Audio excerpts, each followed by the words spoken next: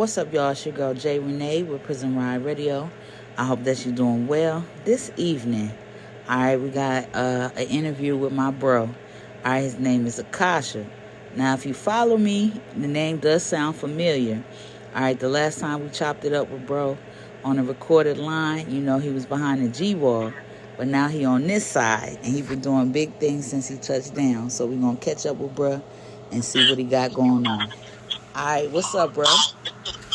What's going on? How you doing, sis? I'm all right. Thanks for pulling up. I know we had some turbulence, but we got to our destination. Thank you. Plane land. All right, for sure. All right.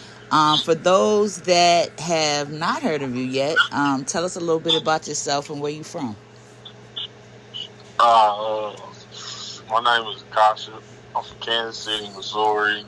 A little bit about myself. I'm an author. I got probably like 20-something books out, 20, 30-something books out on the internet.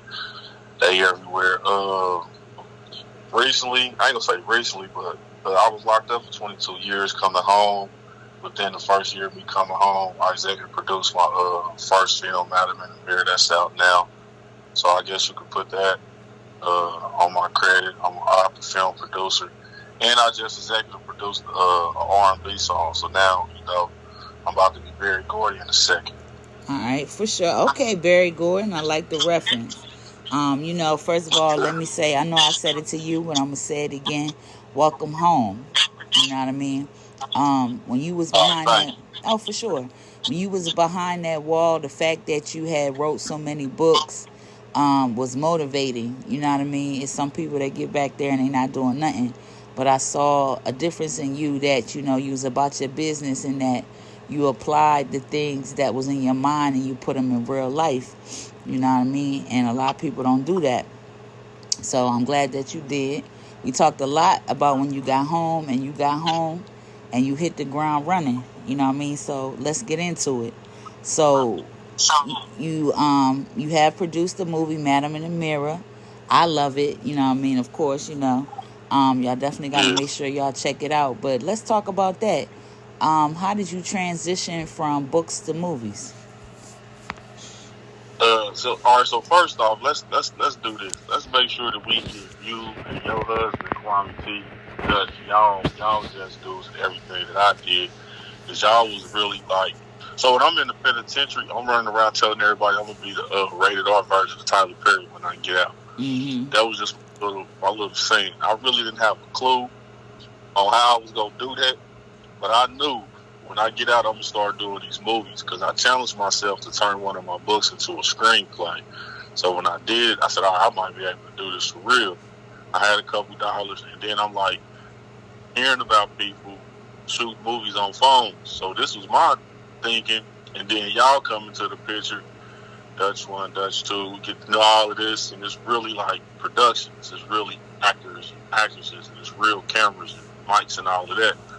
So me coming home, y'all was like the big influence upon me because I'm like, yeah, it's bigger than the iPhone.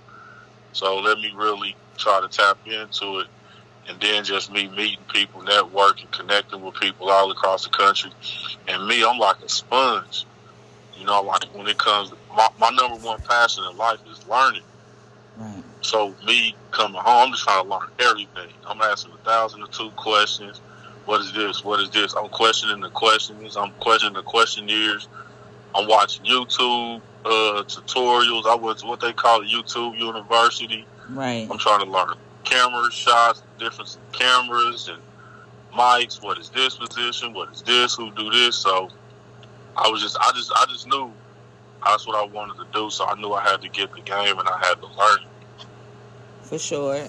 You know, we definitely appreciate the fact that you showed us that love, you know what I mean? But you got to know that we saw it in you first, you know what I mean? So you gotta get that pat on the back to yourself because we saw it in you first, you know what I mean? So much respect on that, bruh. So let's talk a little bit about Madam in the Mirror. What kind of movie is it? It's a thriller / horror, but more so a thriller, suspense thriller. and it's basically like showing you what can happen when a person is just thirsting and lusting for fame and fortune, and what people are willing to sacrifice in order to get it. I don't really want to, it's a major plot at the end, so I be trying to, people ask me about the movie, I be trying to like tiptoe around it. But it's basically a young lady, man, who's struggling, who has dreams and ambitions of being a singer / rapper, want to be Cardi B or something like that, and it just ain't working out. So she stumbles upon a mirror, an ancient mirror, and this mirror is an affirmation mirror. And every night she's supposed to do affirmations, and this is supposed to get her to where she's supposed to be going. Because if you can dream it, then you can achieve it, and if you can speak it, and you can actually speak it into existence. You know what I mean? So that was her thing. She was trying to speak it into an existence, but then the mirror started speaking back, and then it just kind of spirals out of control from there. And she starts making a whole bunch of sacrifices in order to get what she wanted in life. All right, for sure. Y'all can check that out on Tubi. It is streaming. I think y'all definitely going to enjoy it. It's got a lot of twists and turns. And I think, personally on, just on a professional eye, I think everybody did a real good job when it came to acting and stuff. So it was well put together. Congratulations on that, bro. So let's talk about the... Go ahead. Let me shout out my man, Chop Mosley. He directed it. Yeah, shout out him to and his whole crew. Yeah, Chop did his 1-2 with that, man. He came through. All right, what was you about to say, sis? Nah, I was going to say, I just was giving you kudos on that, but I wanted to get into this Berry Gordy reference. So, you said you helped produce your first song, so, tell us about that. So, one of my closest friends is a producer in Atlanta. Shout out to Space Out Music, my brother Will. He been producing songs, man. He been doing this thing and the music thing for a minute. And what a lot of people don't know about me is prior to me writing the books, I was a poet. And then a lot of the poetry, I started converting into raps. That was like one of my little secret things. So I had like hundreds of raps written, but I never said them to nobody. So while I'm locked up, I'm talking to Will. We get to talking about music. I'm like, shit, cuz I can rap. Right. And, he's from my neighborhood, so you never heard a dude from your neighborhood rap, and all of a sudden he's been locked up for 15, 16 years now. He telling you, bro, I can rap, and you like, man, that's cap. So I started rapping, he heard it, and next thing he like, yo, bro, we can do the music thing, this, that, and the third. But I'm like, bro, I don't want to be famous. I don't want to rap or do the music, but this is a dream. Right. That we manifested, and we kind of put it together. I ain't going to say a dream, but more so a stratagem and a plan that we had put together maybe like 10 years ago. But mind you, I got life in the penitentiary. It's hard to, do music when you locked up. You don't got access to a studio. So, but for me coming home, my focus was the movies. So I kind of put the music on the back burner. I've been home for 2 years. It was 2 years on the 19th of January. Mm-hmm. So I put it on the back burner, but then I told myself I'm going live for 2025. And I just, dug into everything that I wanted to do. So I just called bro, like, look, we about to start doing this music. And it's crazy because shout out to my man Brian Jeffrey Daniels. He's a stage performer from Philadelphia, and he can sing. Okay. So I heard him. I heard one of his records, and I'm like, yo, he got it.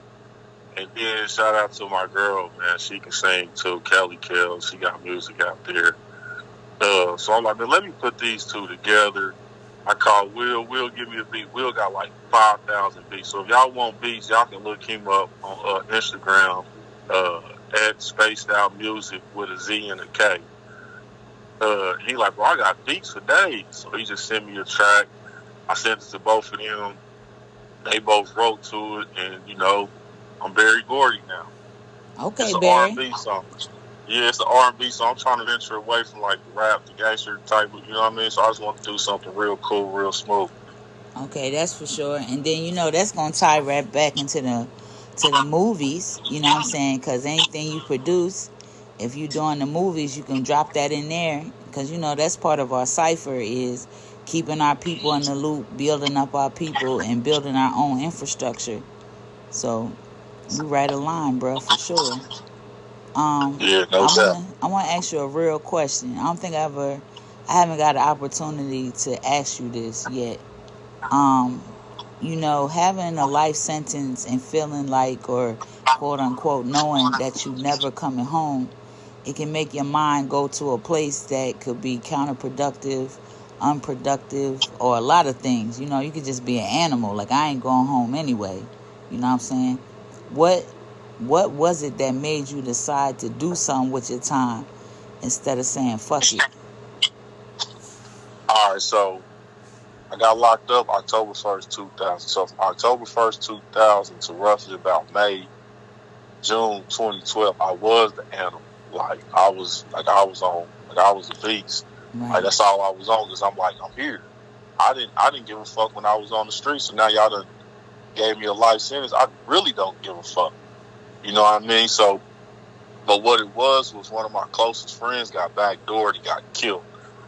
They found him dead north of Kansas City. So it's 3 Kansas City: North Kansas City, Missouri, Kansas City, Kansas. They found my brother dead in Kansas City, Kansas. He got shot 11 times in his back with an assault rifle.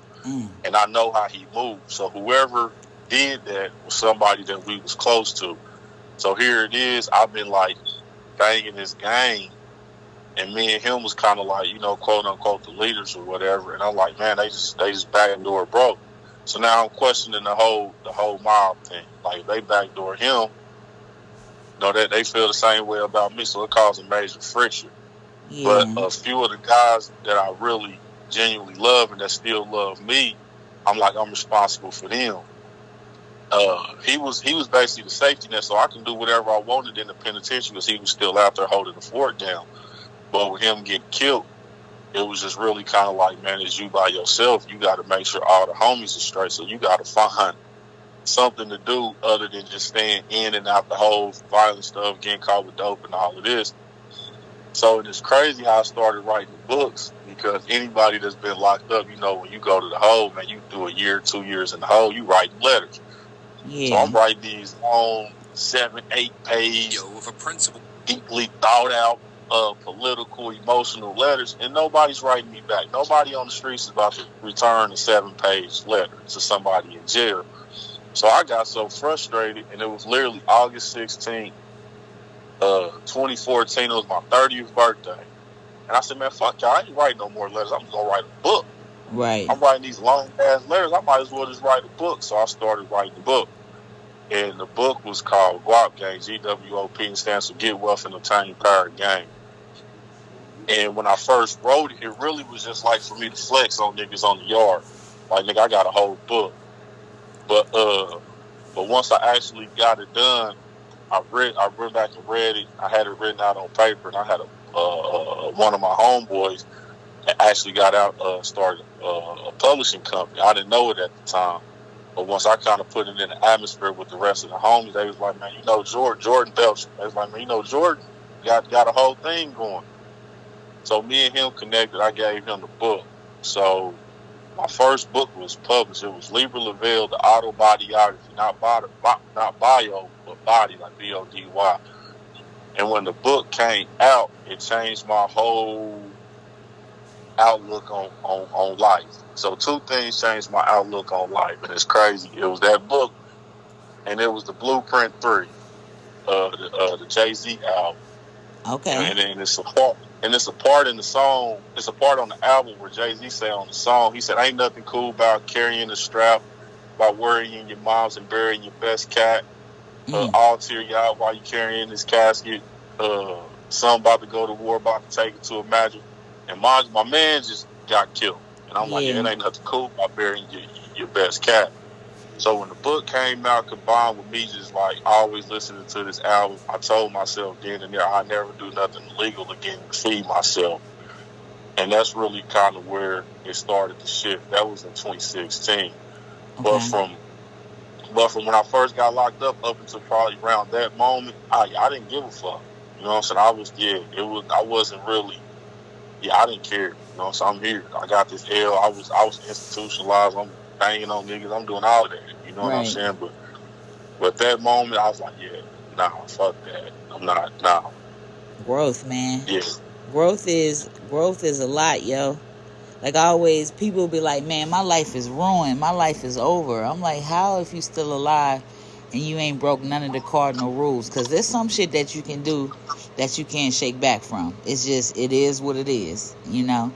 But as long as you still here and you ain't did that, like, this thing, she be like, stand up. Get your ass up, man. Keep going. Like, you all right? You know what I mean? Like, how is your life over? And I'm looking at you and you talking. Try again. Do it over as long as you're alive. So that's a fact, bro. I'm glad that you had that transition in that mind to do that. And like I said, me and Dutch both, we already seen that in you. You know what I mean? So you right exactly where you're supposed to be. Talking about where you're supposed to be, you know what I mean? What does the future hold? I'm gonna dive deeper into the music, and I'm gonna continue to produce films and deal with the go with the movies. And another thing that I'm really like focusing a lot of my energy on is and I was talking to you about it before, is like prison reform. So another one of my main focuses outside of the business, outside of money, is only reason I got out because a law was passed in Missouri saying youth under the age of 18 and you've been incarcerated for over 15 years. After 15 years, you'll be eligible for parole. By the time they passed this law, I'd already been locked up for 20 years, so I fit the criteria. Because I was 16 when I got locked up, 18 when I got sentenced to life. And they let me go a year later. They gave me a year out date, and I came home. But I still got a cousin that got life without that was young. Yeah. I got homeboys that got time when they was young. Kwame was 18 when he got his sentence, and now I'm like really like analyzing and looking at it because the Supreme Court said that if you get locked up young, you are the most prone to rehabilitation. Your brain is, you can basically be reformed. You can basically be rehabilitated. And now, like, I'm really like, I don't know what it is. Something about 2025. It's putting a lot of shit in perspective. They said this is something about the number 9 year of completion or something like that. But I'm like really analyzing, looking at it like, man, I'm the poster child for a kid that was just didn't give a shit. You know what I'm saying? Brain underdeveloped, got locked up, still didn't give a shit, and made a transformation and came home and put myself in a position and been employing people since. So now my focus, a big part of my focus is trying to get Missouri and other states to change their laws when it comes to dealing with juveniles, because the state of Illinois has recently changed their laws to say anybody under the age of 21 will be considered a juvenile and they should get a parole date. So now my focus, a big part of my passion and focus, is trying to get that changed as many places as possible. Right. And I'm looking at it like, if anybody tries to dispute, like, nah, we shouldn't let these people out because they're this, they're that, like, yeah, that's cap. Look at me. You know what I'm saying? I came home January 19, 2023, and we started filming Madam in the Mirror December 4th, 2023. Yeah. So I wasn't even out a full calendar year. Yeah, you was on it, bro. You wasn't playing around. Yeah. You wasn't playing around. And that's the thing. A lot of people that's incarcerated, they are not finished yet. Their story hasn't been written. And that's why it's important. You know what I mean? Part of the reason why we made this platform is to talk about the achievements and accomplishments and the good and the the contribution to society, because people really think it don't exist, and that helps make people see that y'all human. You know what I mean? Like, yo, you know what I mean? So I appreciate everything that you're doing. You're doing your thing. How can people connect with you? Like, what's your social medias and stuff? I'm on Facebook. I'm on Instagram, and I just recently started I just recently launched my little YouTube channel. But you can find me on Facebook at Akasha Williams. That's AKASHA Williams. It's the same on Instagram, but it's underscore. It's underscore Akasha Williams. Once again, that's AKASHA Williams.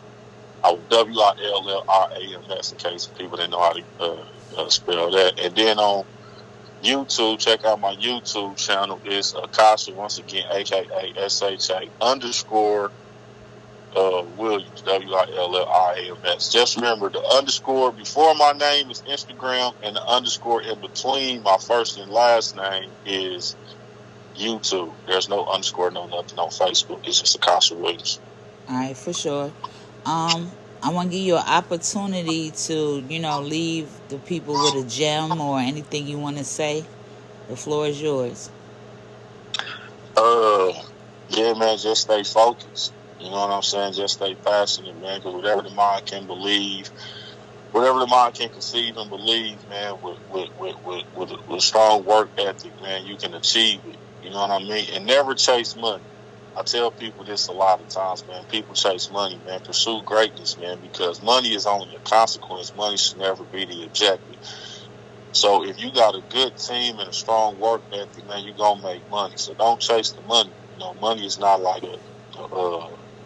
it's not like a tangible thing, because money fluctuates depending on where it is you go. Because, we'll look at money as like $1 here, but then you go somewhere where they don't got money. Their money might be some goats and chickens or some cows or some cattle or something like that. So currency isn't tangible, man. Focus on greatness. Make sure whenever you enter into a thing, man, you're going to enter into it with a hunger and a passion to change it and make it great. So, yeah, that'll be my gem for us people.